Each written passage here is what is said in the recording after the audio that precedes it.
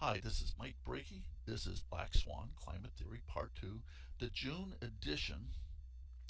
We have a title here, NOAA's Use of Computer Algorithms to Whitewash Black Swan Climate Events Can Be Reversed. Now, some may be wondering, what is an algorithm? A computer program can be viewed as an elaborate algorithm. In mathematics and computer science, an algorithm usually means a small procedure that solves a recurrent problem. NOAA has been attempting, in my opinion, to correct a climate aberration that Mother Nature has repeatedly thrown at the organization since 1998.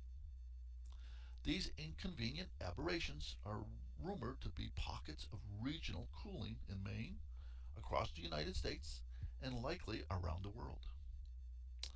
In part one, we're going to do a quick review or highlight of some of the things found in Black Swan Climate Theory 1.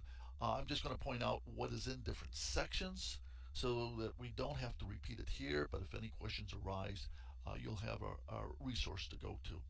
So in part 1, which was a little under 11 minutes, it included my closing observations to this April presentation and my biography.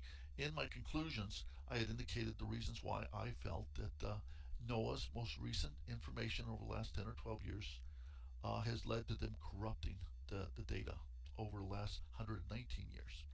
In part two, which is a little over 13 minutes, what are heating and cooling degree days? What triggered this study in the first place? Why was the Lewiston Auburn, Maine selected for this study? What drew me to use the energy information here? Part 3 included a review of what the United Nations states is happening with climate versus what we as Mainers are actually experiencing in our neighborhoods. It is also here I start discussing the possibility of a black swan climate event occurring. By that I mean temperatures dropping so dramatically lower than the norm that it may peak a black swan event in that we're going against the themes of global warming. Part 4 included a definition of what makes a theory by Richard Feynman, Manhattan Project scientist, and we get into detail about what impacts the East Coast weather related to the Atlantic and Pacific Oceans and how they dramatically impact Maine weather. In fact, one thing that was not discussed, I got the chart after that presentation, is there's a chart out now that was recently published, and I'll enlarge it on the next slide here, that shows part of that 70-year history cycle for the Atlantic Ocean. And we can see since the 50s, we have been in a period of time of cold. Then in 95, we started warming up the Atlantic Ocean in its 70-year cycle.